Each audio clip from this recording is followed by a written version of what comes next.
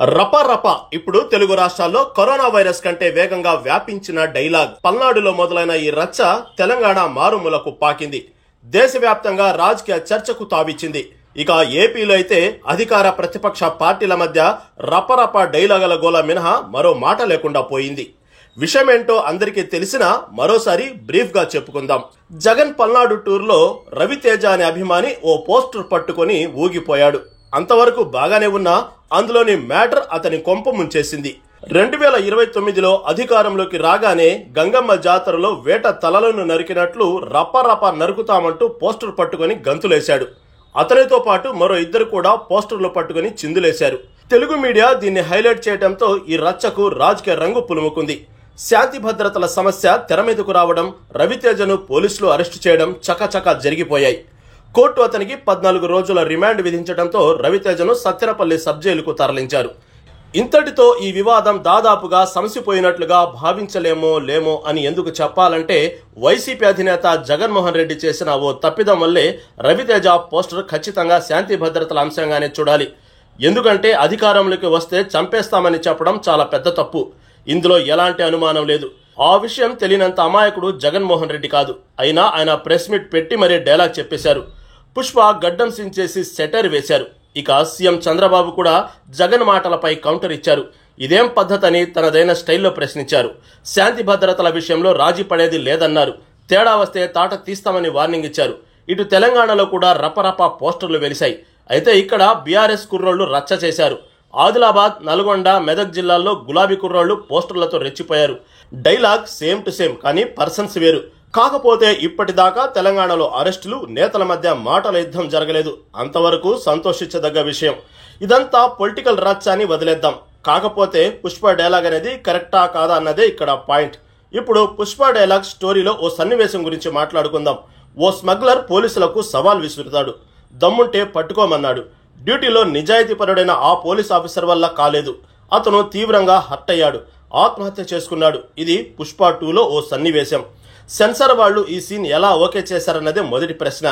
Police యంత్రాంగం కానీ, police అధికారుల సంఘం కానీ ఎలా ఒప్పుకుందో కూడా అర్థం కానిది రెండో ప్రశ్న. ఫ్యాన్స్ ఈ సీన్ ఎంజాయ్ చేశారు. అందులో ఎలాంటి మొహమాటం ఉండదు.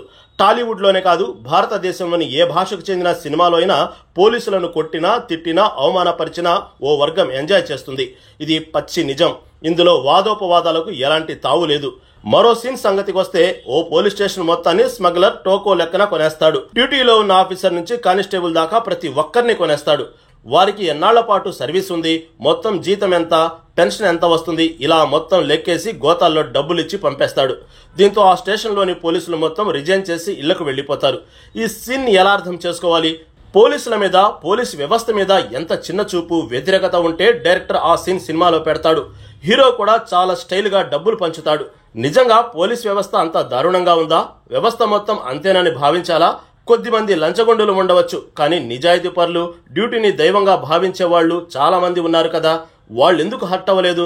కనీసం ఎందుకు ఈ సీన్ మీద వ్యతిరేకత చూపలేదు? ఇవన్నీ సమాధానం దొరకని ప్రశ్నలు. నిజాయితీ ఆఫీసర్ ఆత్మహత్య చేసుకుంటాడు. పోలీసులు డబ్బులకు అమ్ముడుపోతారు.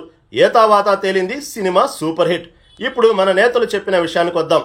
సినిమా డైలాగ్ చెప్తే అరెస్ట్ చేస్తారా? వ్యవస్థ ఎక్కడికి పోతుంది? ఇది జగన్మోహన్ రెడ్డి ప్రశ్న. సినిమా డైలాగులు థియేటర్ వరకే బాగుంటాయి. వాటిని బయట అమలు చేస్తామంటే ఊరుకోమంటూ deputy CM Pawan Kalyan counter. Ravi Teja చేసింది ముమ్మాటికి తప్పే. ఎందుకంటే డైలాగ్ పోస్టర్ మీద జగన్, అల్లు అర్జున్ ఫోటో పెట్టాడు. అధికారంలోకి వచ్చిన తర్వాత నరుకుతామని స్పష్టంగా చెప్పాడు. సో అతను చేసింది తప్పంటే తప్పే. ఇందులో మరో ఆలోచన లేదు. కానీ హద్దు అదుపు లేకుండా సినిమా సన్నివేశాలు పెట్టడం ఎవరి తప్పు? సెన్సార్ బోర్డు మెంబర్లు ఏం చేస్తున్నారు? ఇలాంటి డైలాగులు పెడితే యువత దాన్ని ఫాలో అవుతారు. చెడు మార్గంలో వెళ్తారన్న ఆలోచన కూడా వారికి లేదా? సరే, వారి సంగతి వదిలేద్దాం. ప్రభుత్వాలు ఎందుకు పట్టించుకోవు? ఇష్టారాజ్యంగా డైలాగులు, సన్నివేశాలు పెడితే తమకేమి పట్టనట్లుగా ఉంటారా అంటే ఖచ్చితంగా ఉంటున్నారనే చెప్పాలి. ఎందుకంటే ఇక్కడ బోలెడు కారణాలు. హీరో ఇమేజ్, అతని సామాజిక వర్గం, ఇలా ఎన్నో అంశాలు వారి పార్టీ ఓటు బ్యాంక్ మీద ఆధారపడి ఉంటాయి. అందుకే సైలెంట్ అవుతున్నారన్న ఆరోపణలు జనం నుంచి వస్తున్నాయి. సరే, పార్టీల సంగతి వదిలేద్దాం. మన హీరోలు ఏమైనా తక్కువ తిన్నారా? సినిమాని డైలాగుల షూటింగ్ల సమయంలోనే చెప్పి ఊరుకుంటే సరిపోతుంది కదా. బయట కూడా ఎందుకు పదే చెబుతున్నారు? ఇందుకు తాజా ఉదాహరణ అల్లు అర్జున్ చేసిందే.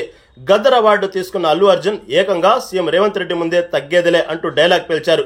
పుష్ప సినిమాలోనే ఆయన యాక్టింగ్ మెచ్చి ఉత్తమ నటుడు అవార్డు ఇచ్చినంత మాత్రాన అవార్డుల ఫంక్షన్లో డైలాగ్ చెప్పాలని రూల్ ఉందా? అదేమంటే రేవంత్ రెడ్డి పర్మిషన్ తీసుకున్నారు కదా అని కొందరు వాదించవచ్చు.